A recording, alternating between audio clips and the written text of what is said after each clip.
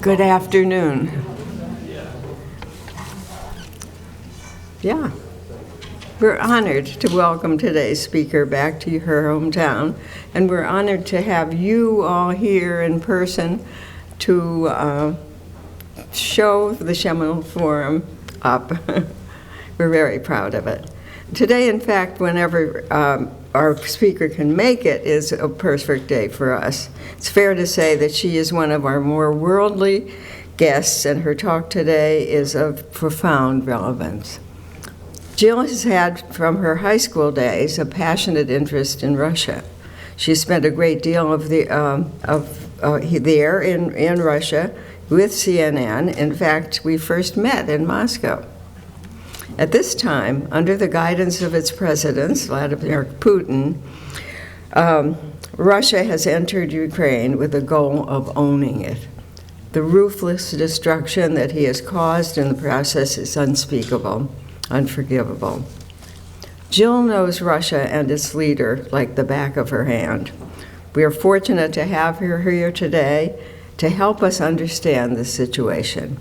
If it isn't a war, what should we call it? Please welcome Jill to the court.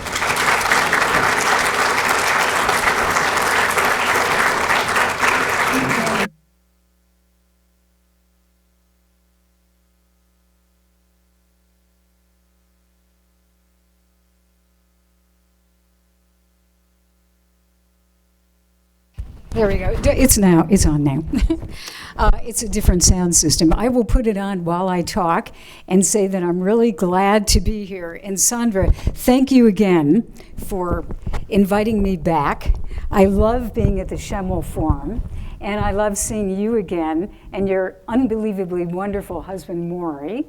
And I know I have a lot of friends in the audience here, and I also have my oldest friend. I mean, not chronologically, actually, not age-wise, but chronologically, Mary Rinaldi, right there, whom you probably know, who literally is, we used to, go to kindergarten together, so we know each other very well. And then I also have my partner, another Jill Enan, who is here, so don't get confused. Welcome, welcome. I was going to say I told her about Scranton, and then the word I warned her about Scranton came in. But then I decided, no, I won't go there. But really, I'm really glad to be back. And, when Sandra and I talked about this several months ago, and the title that we worked on, which is probably what you thought you were going to hear, but you will, it's Russia and the Post-Truth Society. So, which is, I will tell you, even more apropos, even more true. They're actually, I wouldn't even say post-truth, it's like no truth society. And I'm in a way laughing, but it's very, very serious. And it's very significant in terms of what is going to happen in that region. Sandra had suggested, almost as a joke, Putin against the world, and I think we could call it Putin against the world. And I've talked here a number of times, so I feel very at home, and I really think that I can speak very honestly about, not that I wouldn't, but I mean particularly openly, I think, about what's happening in Ukraine especially, and what's happening in Russia, because the implications for Ukraine are very, they're dire, but the implications for Russia, militarily, their society, and in many ways are really, I would call it dire too. There's no other word, because both countries will be transformed by what is going on. I know that we're going to have a slideshow, but I'll just kind of have a brief introduction. When Sandra asked me to do this, I thought, well, I'll talk about disinformation, and I teach at Georgetown University. So I teach two courses. One is in disinformation, and the other is, I call it the Putin generation. I may have to change the title.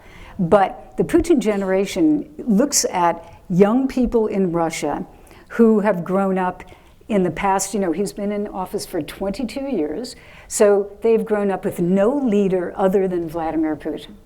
And in the beginning of teaching that course, I started 3 years ago to teach that course, I thought of them as people who are maybe in a good way influenced what was, not by Putin necessarily, but what was happening in society in Russia, that it was opening up. They were more exposed to the West, they speak foreign languages, they travel, etc.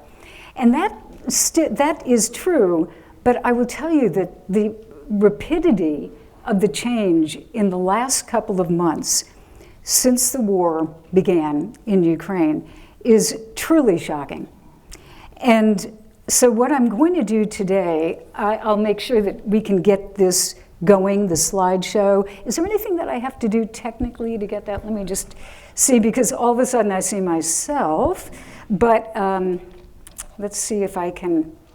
Allison, do you know, just to begin it, it's all set, but I just want to make sure that I had never quite, just escape? Okay. Okay. And then, sorry. We'll get there. Perfect. Okay. So these are pictures that I took. A lot of them are from my phone. And I took them when I went to Moscow for, oddly enough, back up a little bit. You know that I worked for CNN for like three decades, then retired, but except you never retire from CNN. It is like a cult. So they keep saying, go back, come back. So they knew, CNN and probably, obviously the State Department and the Defense Department had been saying that Russia was going to do something in Ukraine. And so they said, do you have a visa? Which I did. And then they said, could you go back if something happens? So I said, yes, of course. So in February, it was really perfect timing. The indications, the drums were beating really heavily at that point. So they said, could you go back tomorrow? And I said, no, not tomorrow, but maybe the day after. So I actually did go back pretty quickly. And it was the perfect time to go back in a kind of a bad way, because that is when the war began. So I saw and I'm going to try to concentrate on, there are a lot of things, military, societal, and propaganda, and economic, no question. But I'm going to try to weave in the propaganda part of it so that you can kind of get the idea of what it was like, because I saw unfolding in front of me the beginning of the war and how they prepared their own people for what was to come. And I do want to, this is kind of like, I guess, I occasionally think of like one takeaway, and that is a takeaway that a lot of times we think they're talking to us, they're talking to the West, all this propaganda, because we're used to like 2016 interference in the American election. That happens, but a lot of time the Russian government is talking to its own people, because what they were planning was very, very significant for Russian society. That right at this moment, a lot of the people who are dying in Ukraine on the Russian side are young men. You may have read about this. Young men who thought they were going on military exercises, and they ended up fighting in a hot war in Ukraine and dying. So this is Putin, this is huge, and I'm not exaggerating. In my lifetime, I think of, let's say, the fall of the Berlin Wall, let's say the end of the Soviet Union and the fall of the Berlin Wall, is one kind of big moment. Then you could say, what else? Maybe 2014 when Putin took Crimea, important but not earth-shattering. This is earth-shattering, because I think the implications for Ukraine itself, which is slowly but surely being destroyed, for Russian society and where it's headed, and for the United States and how do we deal with Russia in the future. All of these things are at stake, not to mention Europe, all of the security structure. Think of the changes that will probably come. You have, two countries, Finland and Sweden, very quickly moving toward membership in NATO. So there are a lot of implications. So let me begin a little bit with this slideshow. And so I think this should work. Let's see. There we go. Okay. Well, man of the hour. In international relations, and I'm sure you all know this, there are these theories. So the theory would be there are great events in the world, and then there's a kind of the great man theory, which is, there are people in the world, very influential leaders who change history. And I have never totally subscribed to that, but you'd have to say Napoleon, is a good example of that, the great man. So, and it doesn't always mean a great man in that direct sense. It's just that it's a mover of history. So there are three people, obviously, Vladimir Putin, number one, who started this war. Then the second character that we have is a man whose name is all over Scranton, Pennsylvania, I see, Joe Biden, President of the United States, who is taking a particular course of opposing what Putin is doing. Then, of course, the number three person, who I think may be the most intriguing of all, Volodymyr Zelensky. I always give it a Russian pronunciation because I speak Russian, not Ukrainian. So forgive me if I lapse into Russian pronunciations if you are Ukrainian. But Mr. President Zelensky, as you know, a little bit of his background, a comedian who was a reality TV show guy. And he played a man who inadvertently becomes president. It's really, you couldn't make this up. And so when he got into the presidency, I do think, and maybe this would be a good question to discuss after I finish.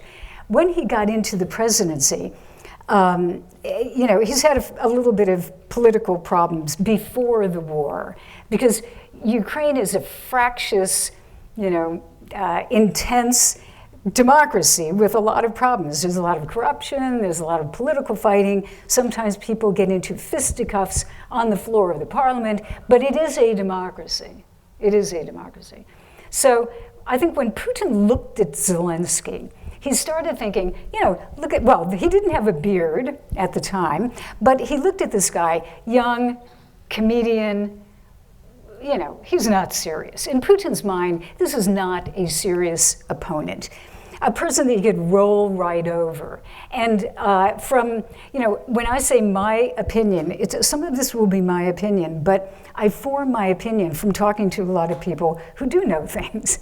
And so I think Putin looked at him and said, this guy is going to, at the first shot fired, that guy's going to run from Kiev.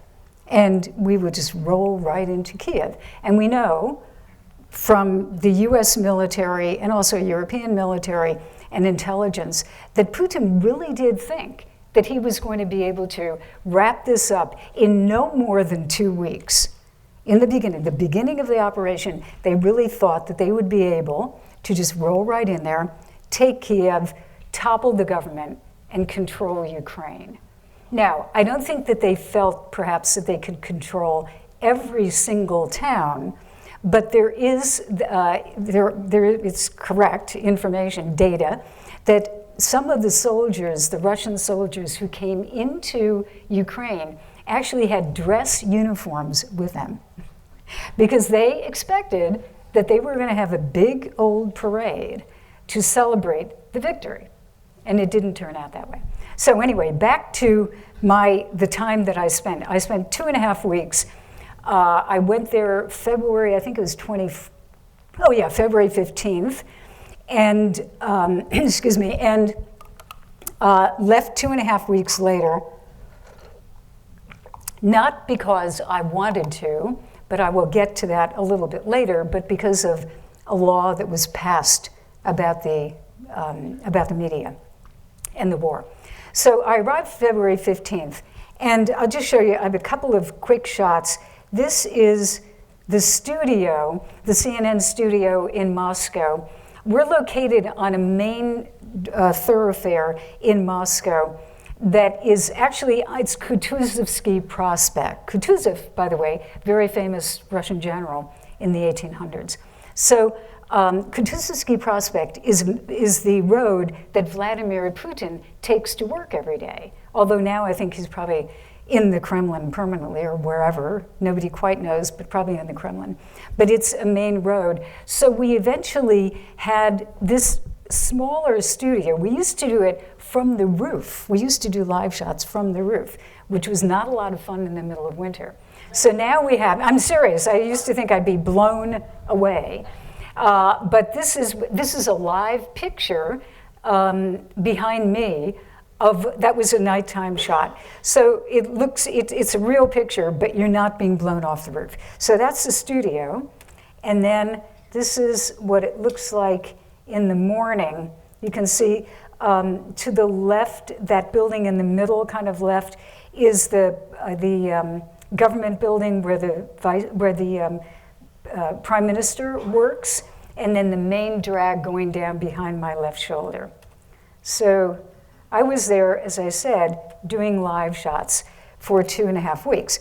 Now, if you remember at the beginning of the war, and this is where we get into propaganda, at the beginning of the war, the US government, in contrast to what it had ever done before, was saying Russia is going to invade Ukraine. And there were a lot of even experts who said, well, maybe, but maybe not. I mean, these are the people, I heard this, these are the people who told us that Saddam Hussein had weapons. So why do we believe the US government? Well, the US government was right. They were going to invade Ukraine, and the US government had incredible intelligence about what they were going to do. So in a propaganda, and I'm just using that word broadly, as a concept, not negatively. So what they said was that what they would do, the US government, was to say exactly what they thought the Russians were going to do. And remember, there was that period right at the beginning where they said, it's going to happen very soon. It's going to happen imminently. There are all words like that. And a lot of people poo-pooed it. And this woman, whose picture you see right here, one of my favorite people, her last name is Zakharova, Maria Zakharova. She is the spokesperson for the foreign ministry. And so the Russians kind of caught unawares by this new type of public messaging from the US, said, we're never going to invade. This is a complete, this is hysteria was the word they used. This is American hysteria. They're lying. We would never invade Ukraine. What are you talking about? And this woman would get up, I know her actually, personally, she would get up and say, this is a complete lie, this is fake news, we are not going to invade. And then they started kind of trolling, and they would say, and this came from the foreign ministry, this came from every spokesperson for the Kremlin, would say, aha, the Americans are saying it's going to happen today. Well, and I'm serious, on TV they'd say, well, 6 p.m., no invasion, because it's never going to happen. And then, of course, it happened.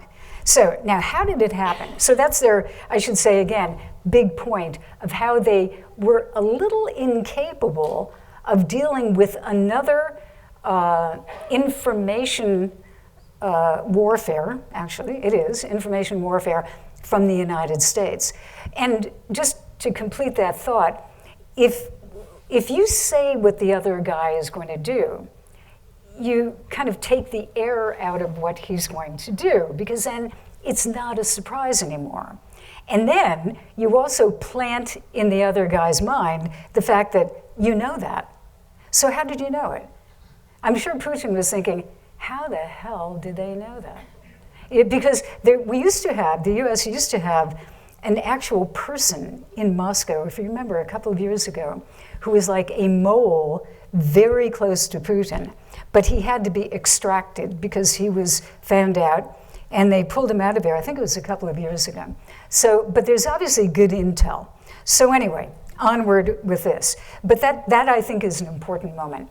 So Putin at that point was saying, I have 4 demands, or at least you could say the Russian government has 4 demands of the West. You cannot, literally, you have to stop NATO enlargement. You cannot have any more members of NATO. You have to withdraw your pledge, which was kind of an amorphous, not very defined pledge to Ukraine and Georgia, that eventually, maybe, they could join NATO. So Putin said that you have to withdraw that. They can never become members, and you have to say that. And you not only have to say it, you have to put it in writing. So that was demand number 2. Number 3, pull out all of the infrastructure, the missiles, the bases, anything that you have in the former Soviet Union, all of those smaller countries, not so small, Ukraine's very large, it's as big as France, bigger than France.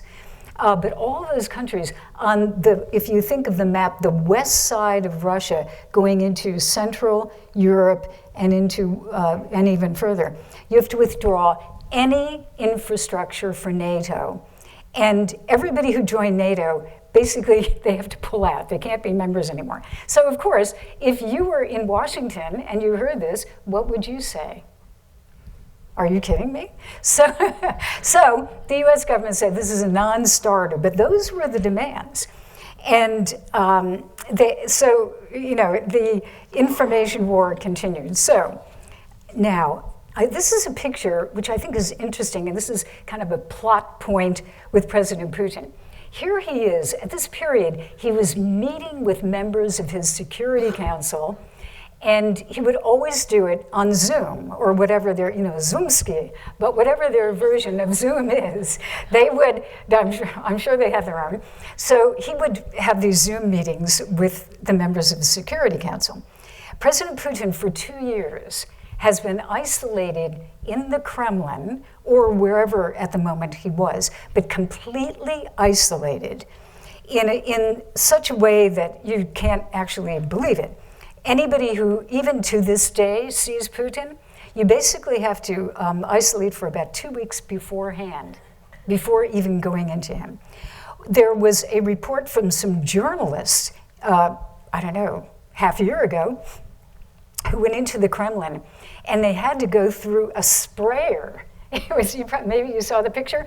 They actually had to walk through this thing, and they're sprayed with heaven knows what kind of liquid to make sure that they weren't infected. So Putin, through this period, would talk to his, to his commanders, et cetera, and you can see them there, but it was always on Zoom.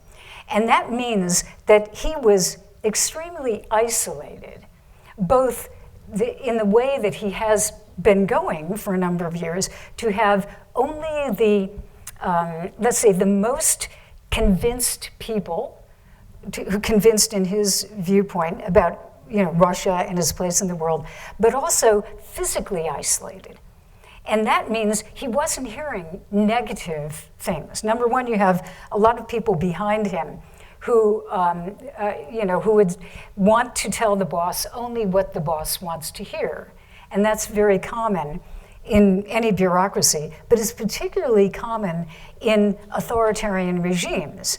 I mean, to say negative things to Joe Biden might even be kind of, iffy, but if you say it to Vladimir Putin actually, and I've met him, covered him for too long, since he became president, he thinks he knows everything. And that's not an exaggeration. He's a smart guy, and he really does know a lot. He knows a lot about energy, but he doesn't know everything. And he thought he understood Ukraine. In fact, over the summer, in July of last year, he wrote, and maybe you saw the reports on this, a very long treatise about Ukraine. And it went back 500 years, 1,000 years. And it said, Ukraine really isn't a country. It's not really a country in the way we think of countries. It's really kind of part of Russia.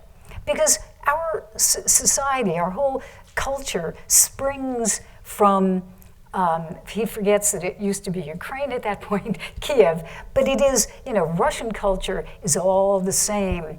And the Ukrainians do not have a separate culture. In fact, they probably don't even have a separate language. There was a debate about, is Ukrainian a language, which it is. So anyway, this is all to say that he was approaching this war thinking that he knew everything and planning it without the input of a general who would say, as my friend Sid knows so well, that is a mistake. That's going to be a problem, and we shouldn't do that. But nobody said that. And that's why they've done so really pathetically in most of Ukraine. So here's Putin. The one person he did allow close to him, maybe you know this, does anybody recognize? Lukashenko, the president, another authoritarian, the president there on the left of Belarus.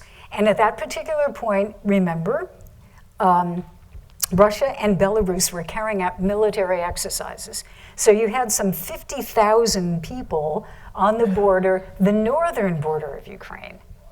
So you can get, the picture. The north, they could come down from Belarus. The east of Ukraine is all Russia. And then even the south part. And then you had Crimea on the very bottom, which they had taken in 2014. And then two breakaway republics, which I'll get into in a second. So they're surrounded. Anyway, with Lukashenko, he's about the only person that he would sit next to. But I have to think that Lukashenko must have been given every booster. He's probably every day he was getting a booster so he could sit next to Mr. Putin. So, and then I will call your attention to President Putin, not looking particularly svelte and in shape. And this is another plot twist. There are rumors, and I have to say rumors I do not know, I don't think anybody really knows, that he may not be doing physically as well as we think. And I do note, he has kind of a paunch, he's coughing. At that period, he was coughing a lot, kept clearing his throat. I noticed this all the time. He would literally start, in fact, I think in this one, he was coughing a lot. So just a little data point, I can't say exactly, but doesn't look good to me. Then we get into, there we go. Okay, so remember I mentioned the breakaway region in the eastern part of Ukraine. It's called the Donbass. And in the Donbass, there are two breakaway people's republics, which are essentially land that had a little bit of a movement, military movement against the Ukrainian government in Kiev. And then at this magic moment in February, I think it was the 21st, they said, we want to be taken into Russia. We want to be recognized as independent statelets, I guess you'd call them, Lugansk and Donetsk, two people's republics. And so just absolutely planned in advance, like clockwork, the Russian Duma, the parliament, which you see here, says, oh yes, we have to accept them as part of Russia. Because after all, they are our Slavic brothers. They speak Russian, and they are being attacked by the Ukrainians.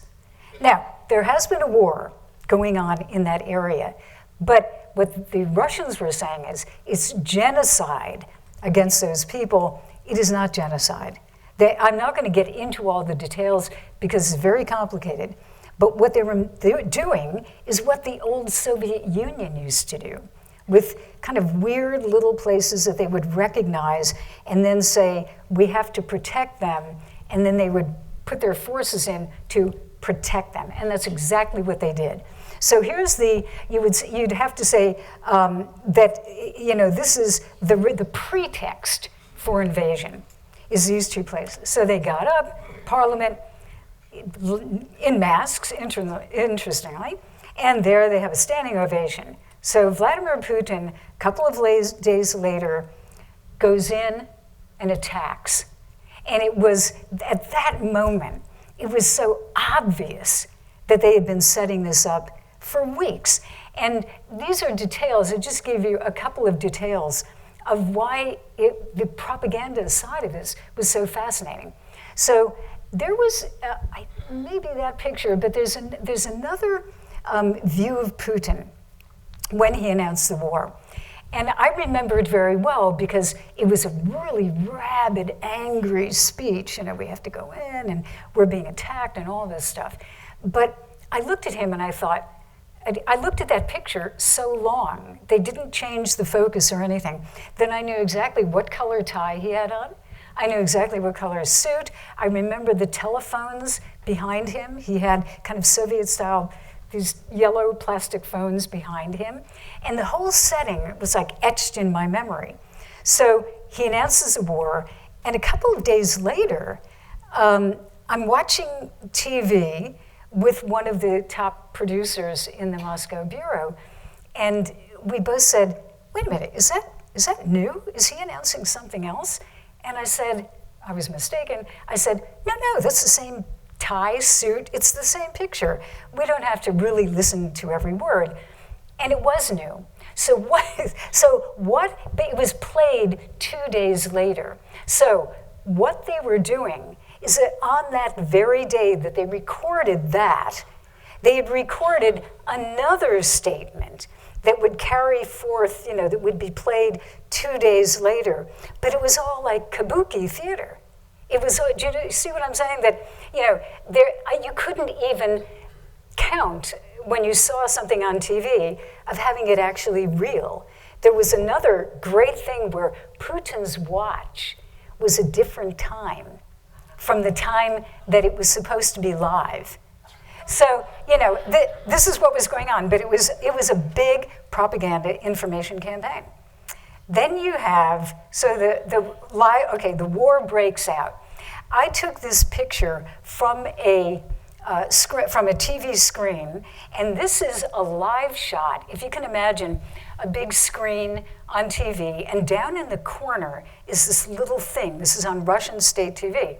And it says, "Прямо сейчас," which is like live, right now. Kiev, Ukraine. And then on the bottom it says, the situation in Ukraine. And the picture is from, I don't know whether you recognize this, but Maidan Square, which is where they had the uprising and independent Ukraine on Maidan Square when they revolted. And it's kind of like Freedom Square. So you look at this, and if you're watching Russian TV, you say, which the anchor on TV said, it's totally peaceful. Look at this picture. Everything's fine in Kiev. Just look at it, live shot. This is a real picture. Indeed it was. And 5 blocks away, there were bombs falling. But they never showed that. And they continued throughout the war to show on Russian TV only the fighting in Donbass, in that region where they had been fighting for 8 years. And they could argue that it was the Russian speakers who were under attack by the godless Ukrainians. So the picture that the Russians were getting, Russian civilians were getting, is that this is NATO and the United States exploiting Ukraine, not only to keep Ukraine in the hands of NATO, but also to attack Russia. That the ultimate aim of all of this is for NATO to destroy Russia. Well, not destroy it, because NATO wants to, in the Russian viewpoint, take over the energy resources of Russia and just control it and kick out Putin. So here again, we had the propaganda of these old techniques. This is as old as the hills, to show one thing, from one corner and say, this is what's happening, whereas over here, you've got a really hot war going on. Anyway, so, and then we get into, and this is really important, I'd be happy to talk more about this, but you had the media, what was going on with the media in Russia. Now, this picture, as you can see, has the expression fake news. This is another picture that I took from Russian TV, and you say, aha, it's in English. Well, it is, but the word fake is now part of the Russian language. So they literally took it, said, the fake fake. That's the Russian pronunciation, fake. So that word is now in the Russian language. And what they were doing, they desperately tried to say that all the reporting that the West is doing about this war is a lie. So all of the dead bodies in Bucha, in that town where they literally massacred people, tortured and massacred people, they said they were actors who did that. They're actors. It's a lie. The Russians would never do this. Russian troops would never do this. They're not allowed to do anything like that. So again, they were pushing back, and I think in the beginning especially, the Russians were really pretty bad about the propaganda, precisely because the Ukrainians were very good about propaganda. Whether you agree with either side, I think Zelensky is really brilliant when it comes to using PR and his own propaganda. And the Russians looked pretty bad, and the pictures were spread around the world. But there you have fake news. And then what else was happening on Russian TV? Well, they started shutting down, and I watched this to my horror as I was there for several weeks. I know many of the people who were affected by this. The only independent outlets for news were immediately shut down, declared foreign agents, and were essentially shut down. So this man, this is actually a picture I took a while ago. He is a colleague, and his name is Alexei Venediktov, and he's the head of Echo Moscow Radio, which used to exist. In fact, it came into existence basically at the beginning of the end of the Soviet Union, the beginning of independent Russia, and he had to shut down because he couldn't even do the reporting anymore. And you probably have heard about the law that was passed, and this is why I came home. Because the law that was passed by Parliament about talking about the war, they made it illegal to use any, what they called fake news. Of course, it wasn't fake. Anything that was not news or information that was provided by the government was considered fake. And if you called the war a war, if you literally used the word war, if you literally said invasion, or if you questioned what the Russian military were doing, you could end up in prison for 15 years. And the law, as usual, was written in a very broad way. So it applied to members of the media, no question, but it also could apply to individual citizens or like influential people. And 15 years in prison. So I'll get into this at the end, but that is why I came back, because CNN decided that it was so broadly written that you could be violating the law almost without knowing it. And then at that point, 15 years in prison in Russia is not exactly what you want to do. So he was shut down. At least I don't. They don't have gyms. So I don't think I could take that. So anyway, Venediktov, and then this woman, this is TV Rain. I don't know whether you've heard about them, Dožd. TV Rain was this really exciting channel made up of a whole lot of young people. And they really did a fantastic job.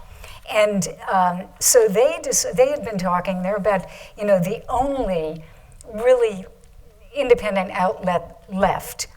And they had to shut down. And here are some of the young journalists, for those of you who want to become journalists. These were the guys, on the very last day, they decided that they would have to shut down. On the very last day, they had a big Zoom with all of the staff. And I was really touched because, you look, they're all young. They all had great faith in what Russia could turn into, and that you could really give information and be a real journalist. And they had to shut down too. And a lot of journalists fled. In fact, there are, at this point, there are probably more, but the estimate is that they have 200,000 people who have fled Russia since the war began. It is probably more, and it's definitely going to end up more. 200,000 people who are some of the best and the brightest in Russia. IT people, young, really educated, people who could improve Russia are fleeing. And a lot are going to the Baltic countries, Estonia, Latvia, Lithuania. Some are going to Georgia. Some have gone to Armenia. They're all over, maybe Poland. They're all over the place. But this is a sad thing when I talk about implications for Russia for the future. I'm just looking at, the students back there. It's as if you took those students and just said, leave Scranton, leave the United States, and maybe never come back. And everything that they could contribute is gone. And that's what's happening to Russia. Then they had 15,000 and counting people who were arrested who came into the streets to protest the war. And they, anybody, a lot of them were young, but there were older people. They just, arrested them. And it's kind of like a 3 strikes, you're out. First time you're picked up, maybe you get a little bit of a fine, or maybe you get a talking to. Second time, you're definitely fined. Third time, you could end up in jail, or they could go to your school and say, Ivan is, on the streets protesting, and I don't think he's a good student to have in your school. Maybe you want to kick him out. And so it affects people. It affects, careers. People have lost careers. People have been ostracized societally, and also kicked out of their schools. Now, I don't want to. I'm going to try to wrap it up within the next 5 minutes because I want to make sure we have a lot of questions. You probably remember this woman. I just had to throw her in because this is an amazing moment. In the midst of all of this, a woman who I think was an editor on state TV comes out with a sign saying, stop this war. Don't believe what you are seeing. Don't believe the propaganda that you're seeing. And she's behind the anchor, literally like that. She, of course, was arrested, but she didn't end up in jail. I was quite surprised. But that was an amazing moment on Russian state TV. Then the war, the way it was depicted was this kind soldier over there giving out bread and water to the civilians. This is the Red Cross practically, not, pillaging Russian troops. President Putin, meanwhile, this is interesting because he's surrounded by women who are in the airlines industry, hit hard by sanctions, and he is in this bucolic setting, and he's close to them. And I thought, wow, that's quite amazing. Then the story comes out, and I believe it. I can't, personally vouch for it, that they had to be in quarantine for 2 weeks before they even got into the room, which is probably true. So there he was, surrounded by these women, and there they are. It's this classic, they probably had a makeup artist, coming in and making them look beautiful. They are beautiful. I'm not saying that, but we're in propaganda land.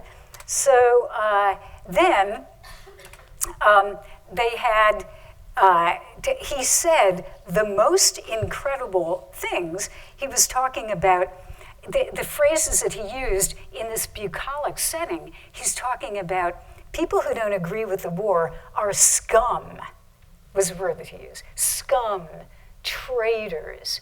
We know that the quote I'll probably end on, of just these people who don't agree with this war are really traitors to the motherland. And you've had people who have spoken out about the war, they have a Z that is now the symbol of the war. Z's spray painted on their front doors.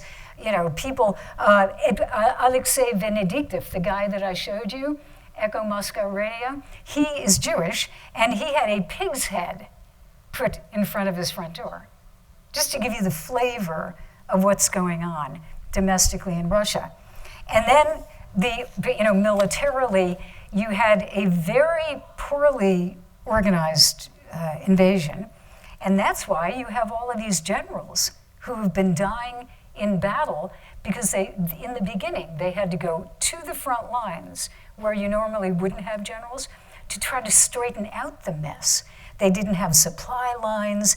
it was really, so you've had at least 6 or 7 generals who've been killed, which is astounding. And the number of Russian soldiers who've been killed, estimates are all over the place, but I tend to believe 15, maybe even 20,000, which is more, or approaching or more, than were killed in the entire Afghan operation of Russia, of the Soviet Union. And this is like, at that point it was 6 weeks, 6 weeks of war, you know, to have more killed than in 10 years of fighting in Afghanistan. So now I kind of want to begin to wrap up here. That's a CNN report. There are the generals.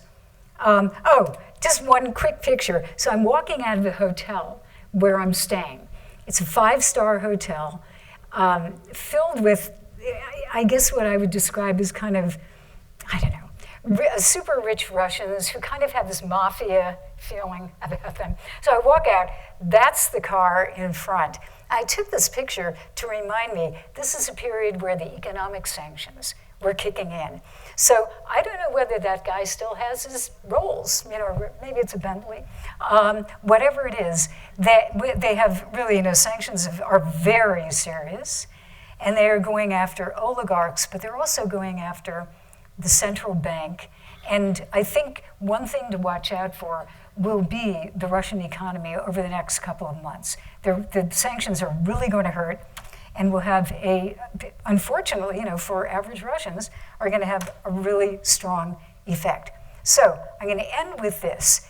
2.5 weeks ago, we decided in the Bureau that we just can't continue because, you know, how can you do a live shot and realistically not talk about a war and use the word war? But if you use the word war, the gendarmes can come and take you off to prison. So we decided that we had to leave. So I very quickly, we had to get different flights. I had to change my flight because everything to Europe was canceled. My flight was, I was going through Germany, all canceled. I had to go out eventually through Dubai, which luckily is still, you know, was still functioning. And this is a picture at night. It was that day that we decided that we were all going to go. Everybody went back to pack. And I was in that bureau that I had worked for almost a decade in as the Moscow bureau chief for CNN. In fact, I had that carpet put in with that CNN on the floor that I was very proud of. So I walked through and I thought, I don't know if I'm ever going to come back. I really don't know. Like to this day, my visa expires in May, and I don't know whether they're going to give me a visa. You know, the place that I've gone back to, I hate to say for how many years, but I've gone back to Russia since 1969 when my twin Pam and I were exchange students. So you put those numbers together. I mean, it's like half a century of going back to Russia.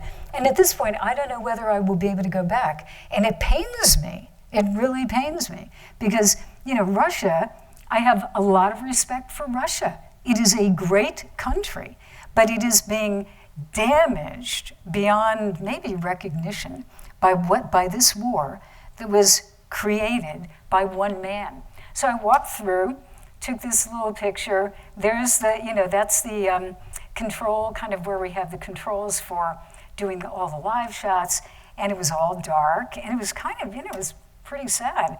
So there, and then that picture out the window of my hotel. And so I'll leave you with a couple of thoughts from President Putin. The quote that he used, remember I talked about scum and traitors. So here's the full quote after he said that. And I find it really pretty chilling. He said, "The Russian people will always be able to distinguish true patriots from scum and traitors and simply spit them out like a gnat that accidentally flew into their mouths. Such a natural and necessary self-purification of society will only strengthen our country." Now, in Russian, the word self-purification is really чистка. Does anyone speak Russian? Чистка? Чистка is like a purge. It was the word that was used during Stalin's day for purging people, which meant putting them up against the wall and shooting them, who were not faithful to Stalin. And I can tell you, because I've talked to you now for really quite a long time, I have tried to be pretty fair. I mean, over the years, not just now, I'm blabbing on, but over the years, I've been trying to be very fair to Russia and to Putin. And there are some things, or were some things, in the beginning where I think Putin, some economic reform, stronger leader in place. But I think, and it's kind of a mea culpa, that I did get him wrong. I got him wrong because I actually believed, maybe naively, that Russia could become, a modern country among European countries, and that young people would have a chance, and it could, behave like a modern European country and respect borders and not be afraid. They're really afraid of the world right now. They think the world is out to get them. And in a way, Putin brought that on himself. So I think, I'll end here just by saying that this war, to me, is hugely important, and it is going to have very serious implications, as I said at the beginning, not only for Ukraine, but for Russia. And Russia is a country, I've been to Ukraine many times, but Russia is a country that I'm very, very interested in. And I find it beyond sad that that country of great progress is being damaged by this. And I do not know what's coming, because right now, for the foreseeable future, I think it is going to be more repression, more closing down, more anger at the rest of the world, and more lies. And that can't help Russia. It will damage Russia. So I'll end it at that, with those clouds kind of looking. You can look at that either as clouds coming or clouds dissipating. And unfortunately, at this point, I think it's clouds coming. So I'll end there, and I'm really happy to take any questions. Thank you very much. Oh, we have it? Okay.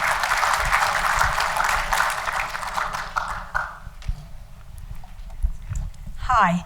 Jill, you may not know, but General Lemnitzer, who was from Honesdale, was part of the people that established NATO.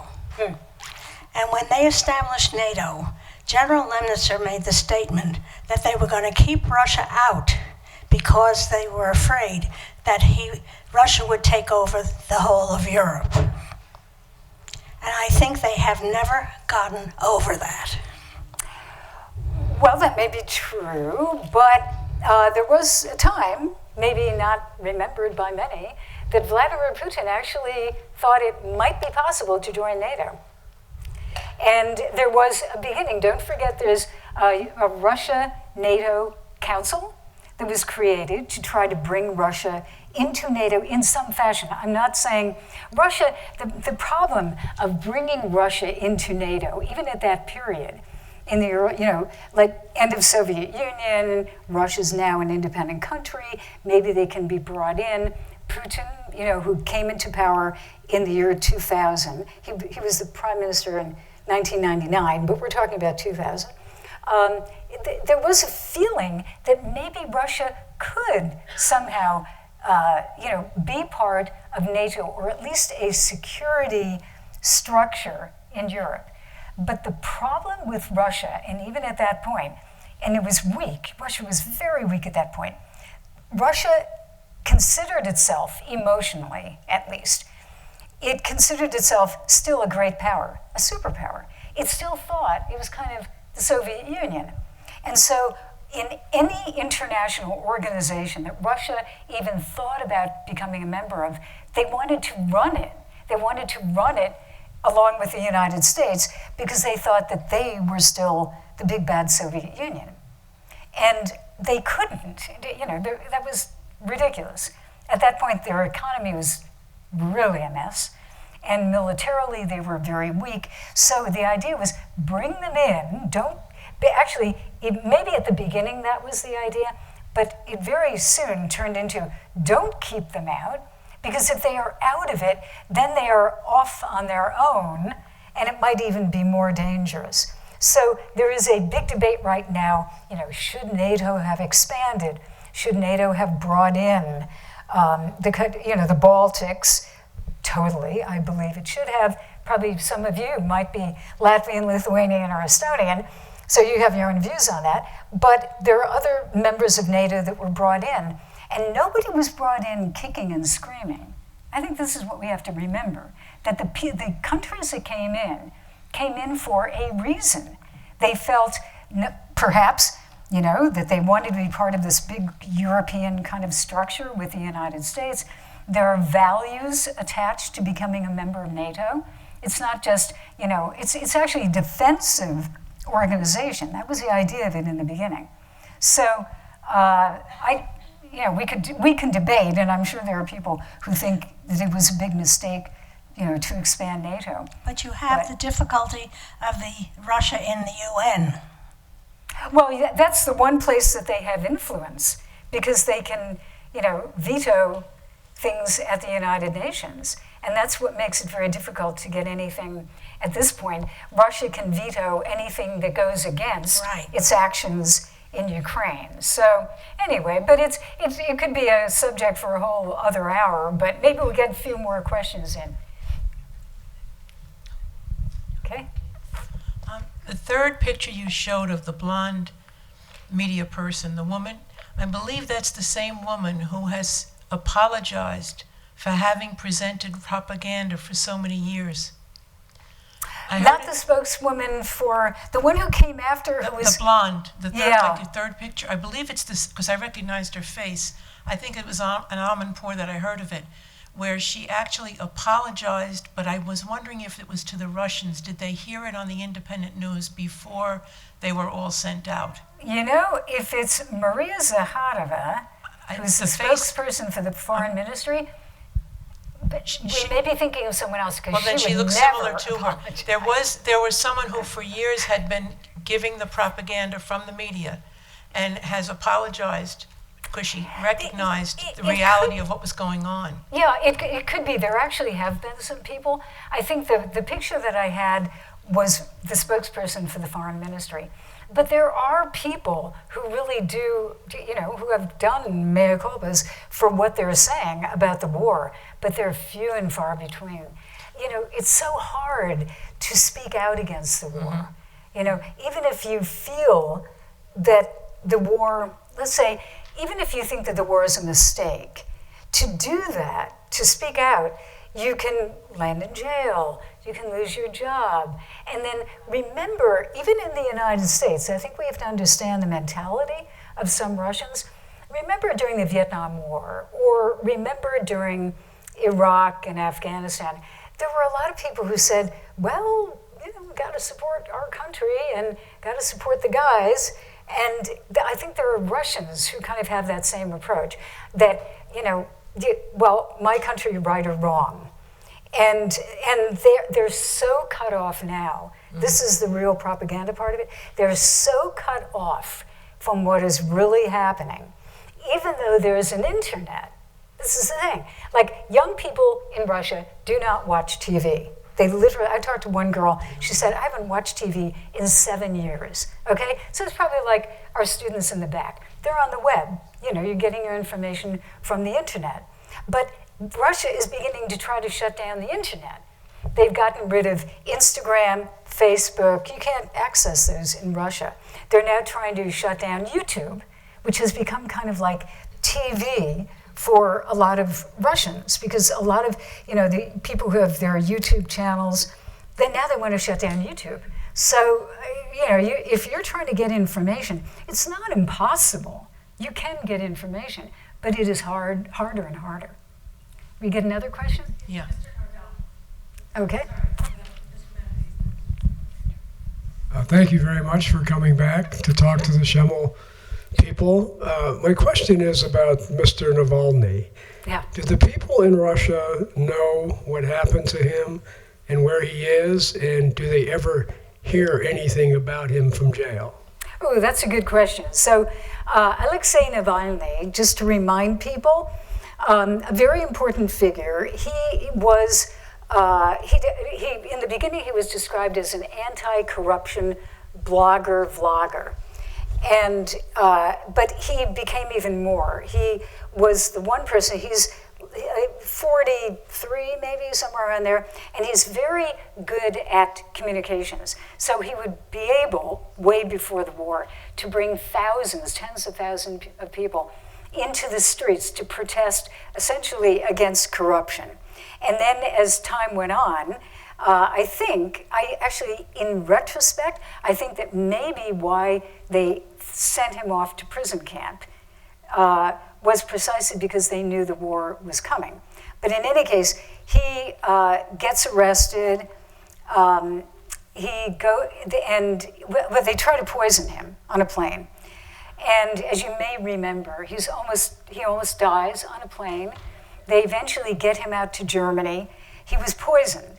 He survived against all odds. And then a normal person might say, well, maybe I should stay in Germany. But he didn't, because he realized that if you're going to have a political fight, hard to do it from Germany if you want to talk to Russians. So he goes, this is a quick synopsis of his background, goes back to Russia, and bam, immediately he's arrested, and they keep trumping up charges. So he was put into prison, and then just a couple of weeks ago, they gave him 15 more years. So he will be really old if he ever gets out, or Putin leaves, which is also possible. But so anyway, do the Russians know about him? Young people probably do, and certainly before the war and at the time that he came back to Russia, a lot of people knew about him because it was in the news all over the place. And Russia was, even at that point, not so long ago, half a year ago or whatever, was an easier place to get information. So now, a lot of it falls into kind of an age group. Younger people tend to like him because of the anti-corruption stuff. They don't necessarily support him politically, like would they like him to be president? But he's not, running. He tried, but he's not running for president. Right now, he's anti-corruption, anti-war. Older people probably don't know much about what's happening to him. He's kind of fallen off the map, which is the way the Kremlin wants it. And just the other day, he issued a statement against the war. But he has staff, many of whom have fled to the West, and they continue to put things on the web. They had, even after he was put into prison, there was a very big and fascinating report about Putin's palace. And I urge you to look at it because it's really interesting. They had video from this thing that they said was a palace for Putin, and it was released. That video was released. Millions of people saw it, but it was released after he went to prison. So his staff continue to release statements on his behalf. So how are we doing on time, Sandra? Are we? Yeah? I think we have a few more questions. Yeah, a couple more questions, Sandra. Yeah, okay. At the conclusion Yes, sir. At the conclusion of your talk in March of 2021, you were mentioning about some good ideas for the new Biden administration in their relations with Russia.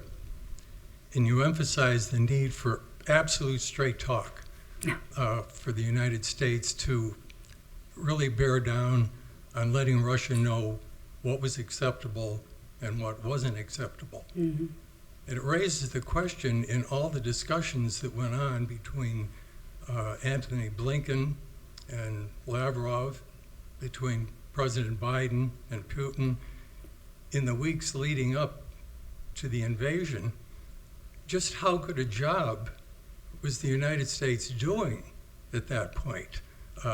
I know the transcripts haven't been released of those discussions, but have you been able to learn or pick up from any sources? Did the United States in any way at that period make it plain what would happen by the United States and by its allies if Russia went ahead with the invasion? Based on what I know, yes, they made it very clear. they made it very clear that these would be sanctions the likes of which Putin has never seen. And that these would not be just, let's say, sanctions that might hurt a few oligarchs. These would be things that would go after the central bank. That they would, a very good example of, I think, one of the most serious ones, Putin knowing, I believe, that he was probably going to have some type of military action a long time ago, began building up foreign currency reserves. And right before the war, they had roughly $650 billion. So the Biden administration, along with the allies, which is very important, a factor, keeping everyone on the same page, they froze half of that. So about $300 billion was frozen in the West that Putin can't use to prop up the economy. Now, Blinken and Biden, and I'm sure other members, but especially those two, made it very clear this is what's going to happen. But I really think that Putin it's hard to exaggerate this. This is Putin's war. And so he is intent on doing this. And I think, doing what? Well, this morning, look at the news right now. What he intends on doing, he failed in taking over militarily the entire Ukraine. But what they are planning on doing, again, think of the mental map of Ukraine. So on the eastern part, they've got the two breakaway regions in Donbass. Then they have, and this is all on the Russian border, two breakaway regions. Then they have Crimea down here. Then they've come in and Mariupol, that city that they're bombing to smithereens, that's there. So now you've got like half the country surrounded. And now they're talking about that like a belt around the eastern part, and they're intent on going to Moldova, where there is another post-Soviet country, where they happen to have another breakaway region with Russian troops. So they're just going to do the same thing. They're going to have independent little ginned up military operations that have created very unstable, what we call frozen conflicts, things that never get resolved. And then they're going to, mark my words, there's another one, Kherson, mark that word, Kherson is a town in the south of Ukraine, will probably do the same thing. They will probably say, we are now the independent People's Republic of Kherson, and we want the Russians to rescue us. And so it's Soviet. It's what the Soviets used to do. So getting back to your point, I believe that they actually, in as clear a form as you could, told them. Now, they also said, we're not going to send troops. And so Putin might have thought, it's entirely possible, that, look, and here's what I think his thinking was.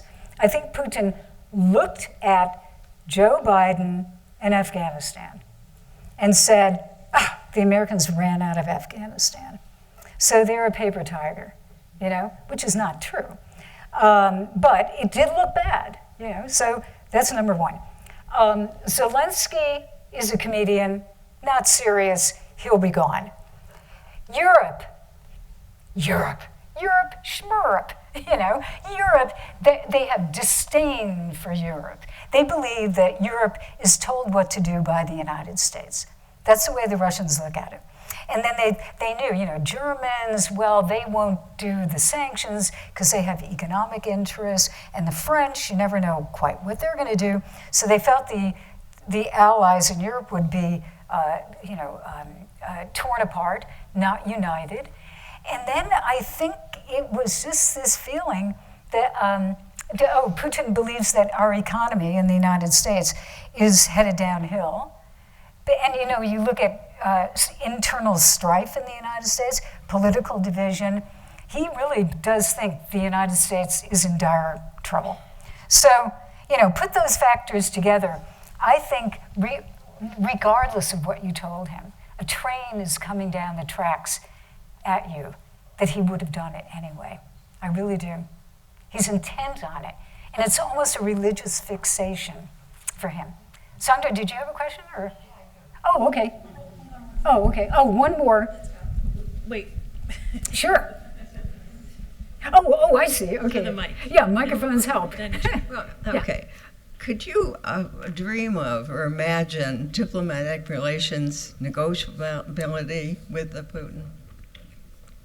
Could I imagine negotiability with Putin at this point? No. I really don't think. Look, he basically lost the war where he wanted to win in Kiev. Now he's going back. His army, which is a totally other subject, their army, I talked to military guys in the American army, and they're just saying they are astounded at how bad the Russians are. I mean, they improved. They have better weapons, and they have better uniforms, and there's a little bit more training, and there's some troops that are okay. But overall, they're not even in the same league, and I'm not saying this as a jingoistic American. This is objective. They're not in the same league as the United States military. Because no one is, quite honestly. So that, to go in and to try, I'll give you a great example, and then, you tell me to shut up when I have to shut up. But here's a great example. Talking to a guy who is a lieutenant colonel in the Army, retired, and he said, Jill, because I don't know anything about it. It's not you, Sid. You're Air Force anyway, right? Yeah. So I would never, ever say that to a person from the Air Force. So anyway, I'm talking to this guy, and he says, when you see American tanks and armored personnel carriers and things like that, Americans, the American ones are kind of beaten up and dirty, don't they? And I said, well, yeah, I guess you're right, because I have been in war zones. So I said, yeah, you're right. And then he said, okay, now the reason that is because our guys train on the vehicles that they're going to fight in. So they know, like their baby, the tank or the APC or whatever, is something, they can hear the motor. He actually said they can hear the motor and they know that something's not quite right. Okay, then he said, look at the Russian tanks and armored personnel carriers. They're all shiny. In fact, he said, I saw a video of some Russian tanks and APCs that were brought into the field in crates. And he said, that is so terrible. I see some people who probably served in the military who were saying, yeah, exactly. Because what they did was they had these clean, spanking clean, painted military hardware comes in that the poor soldiers had never trained on. I mean, they trained on it, but they trained not on that vehicle. So they had to get used to it. And meanwhile, they're being shot at by the Ukrainians who've been training with Americans and Europeans for years. So the Ukrainians fight like Americans, and actually maybe in their own way somewhat differently, but their techniques are NATO/US techniques. And the Russians just, they can't compete. So that's a long way of saying, Putin, in this fight, I think he's intent on doing it, and he actually, on some level, believes that he's winning. Yeah. Okay, Sandra.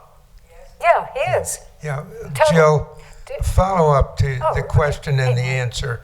Yesterday, Putin announced that he was not going to seek to seize control of that major plant in Mariupol. Right. Do you attach any significance to that?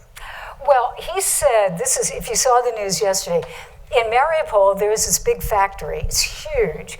And there are holdouts who are the Azov battalion who are in there, and there are apparently some civilians too. So the Russians have basically leveled the whole city, but this factory remains. So Putin yesterday said, you don't need to go in there into the rabbit warren of all of these rooms and hiding places, because he knows his guys will be wiped out. That's very difficult for any army to fight in a factory where somebody can be hiding around a corner or in the basement. So he said, just shut down every entrance. This is really almost diabolical. He said, shut down every entrance so that a fly can't get out of there.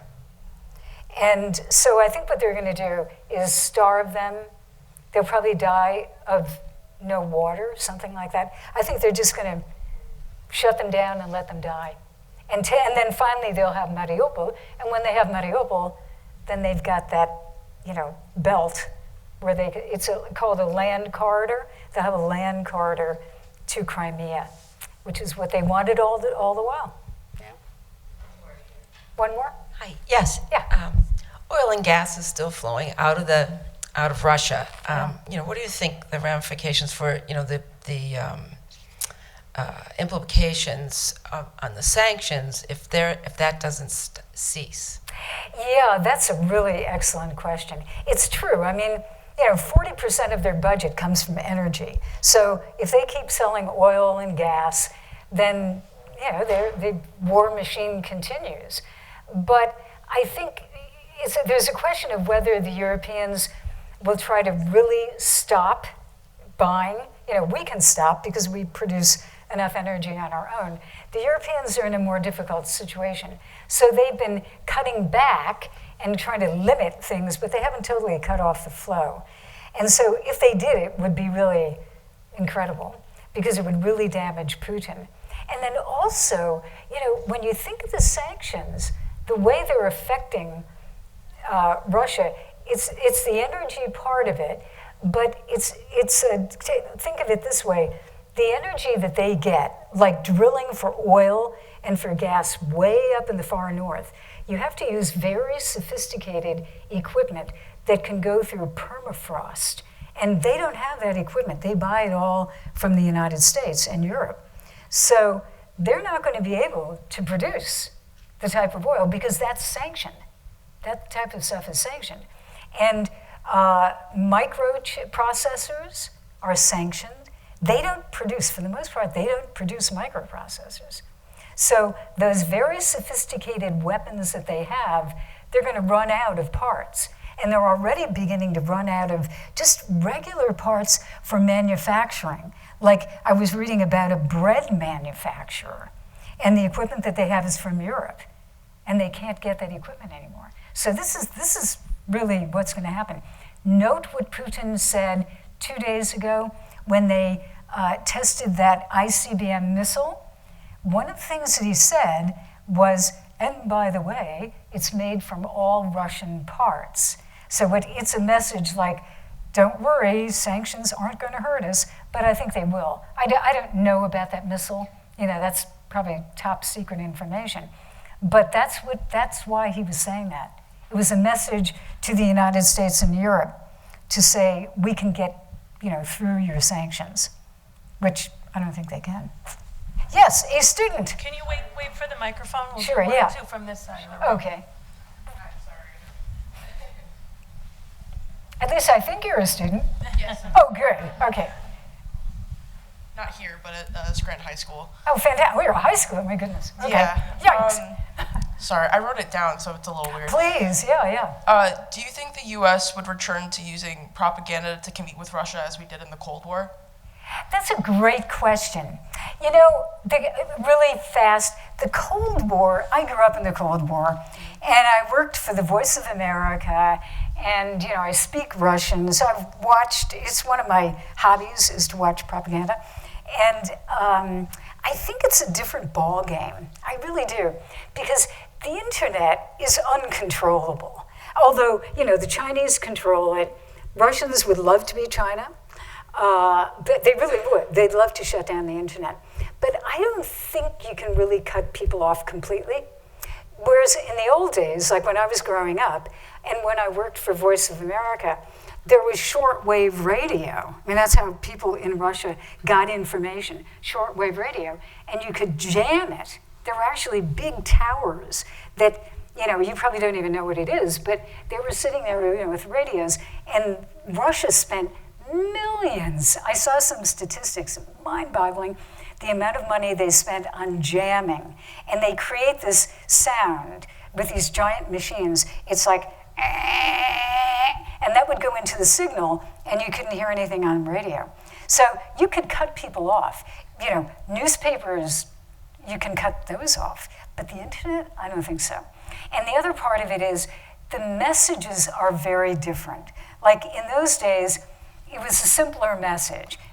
Communism good, capitalism bad, or the reverse. I'm exaggerating, but it was a simpler message. Now, it could be Joe Biden just tripped going up some stairs. That's propaganda. I mean, it's a fact. It could be a fact. But it is, the Russians will use it, and they do this all the time. He's senile. Nancy Pelosi is senile. Yeah, everybody's senile. Americans, they say they have food in the store, but actually, we went to a store where sanctions that are beginning to affect Americans. And look at those gas prices. The Russian propaganda is full of our gas prices. So this is a type of propaganda. I mean, it's kind of Soviet too, but I think it's kind of a different world. So short term, I don't think it works precisely the way it worked in the Cold War. And because of that, it's more confusing. And just one last thing, the propaganda technique that is more modern is confuse people. So it's called, in the biz, it's called the firehose of disinformation. So you will have a story, just firehose of disinformation. So what you do, instead of saying, Americans are lying, we are not killing civilians, okay? That's what they want to say. But the way they say it is, oh, look over here. There's an actor who's playing a dead body. Oh, look over here. This dead body's hand moved, so it can't be real. And by the way, so it's kind of like surrounding you, drowning you in all sorts of crazy facts, just facts and figures and information and lies. And then you sit there as the recipient and you say, I don't know what's true. And when you don't know what's true, then you say, well, maybe I ought to just go home and not do anything, because you're just so overwhelmed. That is a very effective technique. It's very effective here in the United States as well. People just get, disempowered, from doing anything. It's a very bad technique. It's very effective. Do we have any time, or are we pretty much out of? No, we can do Okay. it. And then another student. Do you think Putin, if he were weakened enough to the point where he would consider initiating nuclear war, that he would? What kind of war? A nuclear war? Mm-hmm. I thought that's what you said. Well, I could be very wrong, but if we have a nuclear war, the type that you have missiles coming out of a silo in wherever they are, Kansas or Montana or wherever, and you have them coming from submarines, these gigantic missiles with warheads, it is literally the end of the world. And that is not an exaggeration. You probably know that. It would create like a nuclear winter. Crops would die, and all of New York, Washington, all of the East Coast is gone. It's really serious. Yeah. And of course, Moscow is gone. So nobody's going to win that, because even if Biden and his entire administration were wiped out, we have kind of a dead hand that responds to an attack. So we're all dead, basically. And we are dead, I hate to say this, in 20 minutes. It's about the time that it takes a missile to come from Russia to the United States. We have about a half an hour to say goodbye. And it's really, it's you can't even understand it, So, does Putin want to do that? I still think he doesn't. I still think, in spite of that missile that the Sadamat, that he launched 2 days ago, I think he is playing with fire, but I think he's trying to scare everyone. And I really do. Now, the danger is there are these things that are called tactical nukes that you've probably heard of. They're smaller, they're in the field, and they do exist. And I wouldn't put it past Russian troops. I hope I'm wrong. to use a tactical weapon to wipe out something that they can't do with conventional weapons. And that would be very dangerous because it wouldn't necessarily even destroy a city. It might destroy just part of a city, but it would irradiate the area. And then remember Chernobyl, then the wind carries it. The wind carries it to Europe, could maybe carry it back to Moscow. It would be very bad as well. Not as monumental, but really bad. So that's the thing I think you have to look at. Yeah. It says tactical nukes and whether he'd do it. But he's blustering now. There's a lot of really high stakes scaring of people. And yeah. I think it's over. I'll give you the microphone. Here. Jill, we don't want it to be over, but on the other hand, we want it to be over. But you have painted a portrait for us of what it is, and that's the real thing. It's not fake news. Thank you so much. Thank you. Thank you very much. I just want to say great questions. Great questions. So thank you very much. Really appreciate it.